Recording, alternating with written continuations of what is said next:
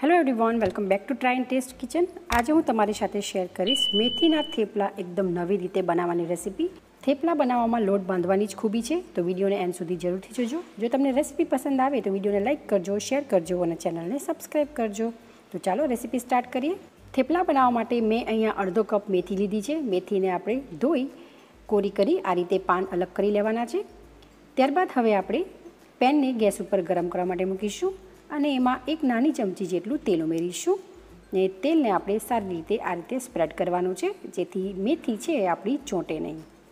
તેલ સરસ ગરમ થઈ જાય ત્યારબાદ આપણે તેમાં અડધી ચમચી જીરું ઉમેરીશું। જીરું ક્રેકલ થઈ જાય ત્યારબાદ આપણે તેમાં મેથી ઉમેરી હાઈ ફ્લેમ ઉપર 1 મિનિટ સુધી આ રીતે સાતળી લેવાની છે। તમે જોઈ શકો છો કે મેથી એકદમ સરસ સાતળાઈ ગઈ છે। હવે આપણે પ્લેટમાં કાઢી લેવાનું છે।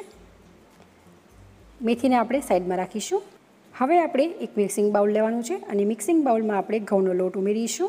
તો અહીંયા મેં 1 કપ અને બીજો 1/3 કપ જેટલો લોટ ઉમેર્યો છે। હવે આપણે થેપલાને વધુ ટેસ્ટી બનાવવા માટે 3 ચમચી જેટલો બેસન ઉમેરીશું। બેસન ઉમેરવાથી થેપલાનો ટેસ્ટ ખૂબ જ સરસ આવે છે, તો તમે પણ જરૂરથી ઉમેરજો।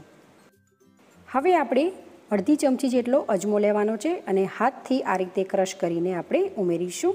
અજમાનો ટેસ્ટ આ થેપલામાં ખૂબ જ સરસ આવે છે। સાથે આપણે અડધી ચમચી જેટલું હળદર ઉમેરીશું અને અડધી ચમચી જેટલું લાલ મરચું ઉમેરીશું। સ્વાદ પ્રમાણે મીઠું ઉમેરવાનું છે।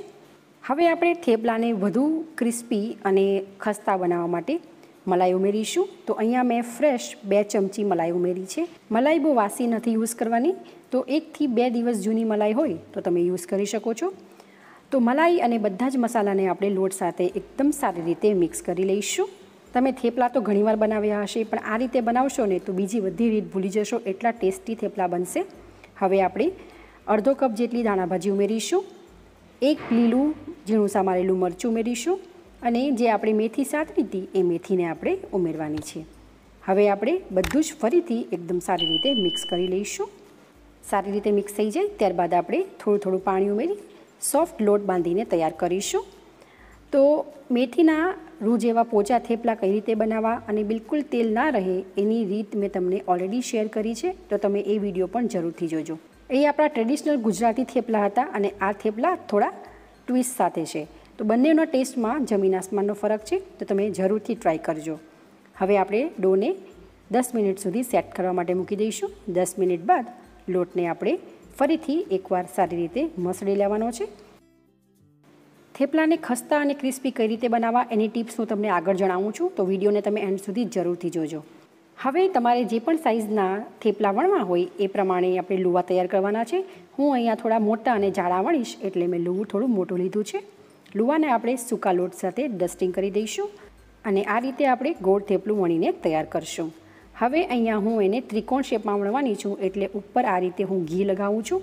ઘી લગાવવાથી આપણા થેપલા જે છે એકદમ સરસ ખસ્તા અને ક્રિસ્પી બનશે। ઉપર થોડો લોટ સ્પ્રિંકલ કરી ફોલ્ડ કરશું, ફરીથી ઘી લગાવી લોટ સ્પ્રિંકલ કરીશું અને આ રીતે ત્રિકોણ આપણે બનાવીને તૈયાર કરશું। હવે આપણે આ ત્રિકોણ થેપલું વણીને તૈયાર કરી દઈશું। તો તમે એકવાર આ રીતે જરૂરથી બનાવજો, આઈ એમ શ્યોર ઘરમાં બધાને ખૂબ જ પસંદ આવશે। સાથે તમને આ રેસીપી કેવી લાગે છે એ પણ મને કમેન્ટ કરી જરૂરથી જણાવજો। જો તમને ગમે તો એક લાઇક જરૂરથી કરજો વિડીયોને। તો અહીંયા મેં થેપલું વણીને તૈયાર કરી લીધું છે। હવે આપણે એને શેકી લઈશું। મેં તવાને ઓલરેડી ગેસ ઉપર ગરમ કરવા માટે મૂકી દીધો હતો। થેપલાને આપણે તવા ઉપર મૂકી દઈશું અને 15 થી 30 સેકન્ડ સુધી શેકાવા દઈશું। ત્યારબાદ આપણે થેપલાની સાઈડને ચેન્જ કરી દેવાની છે અને ઉપરથી થોડું ઘી લગાવશું। ઘી, બટર, તેલ તમારે જે અપ્લાય કરવું હોય એ કરી શકો છો, પણ ઘી લગાવવાથી થેપલા આપણા એકદમ સરસ ખસ્તા અને ક્રિસ્પી બનશે। બંને સાઈડથી એકદમ ગોલ્ડન ક્રિસ્પી થાય ત્યાં સુધી આપણે એને શેકી લેવાના છે। તો સાઈડને ચેન્જ કરતાં કરતાં એકદમ સરસ આપણા થેપલા શેકાઈ જાય ત્યાં સુધી આપણે એને શેકવાના છે। તો જેને જોતાં જ ખાવાનું મન થઈ જાય એવા આપણા આ નવા સ્વાદ સાથે બનેલા મેથીના થેપલા બનીને તૈયાર છે। આ થેપલાને તમે કેરીના છુંદા સાથે, દહીં સાથે, અથાણા સાથે સર્વ કરી શકો છો। તો તમે પણ એકવાર આ રીતે ઘરે જરૂરથી બનાવજો અને કેવા બને છે એ તમારા ફીડબેક મને કમેન્ટ કરી જરૂરથી જણાવજો। જો તમને મારી આ રેસીપી પસંદ આવી હોય તો વિડીયોને લાઇક કરજો, શેર કરજો અને આવી જ નવી રેસીપી જોવા માટે ચેનલને સબસ્ક્રાઈબ કરી બાજુમાં એક બેલ આઇકન આવશે એ જરૂરથી પ્રેસ કરજો।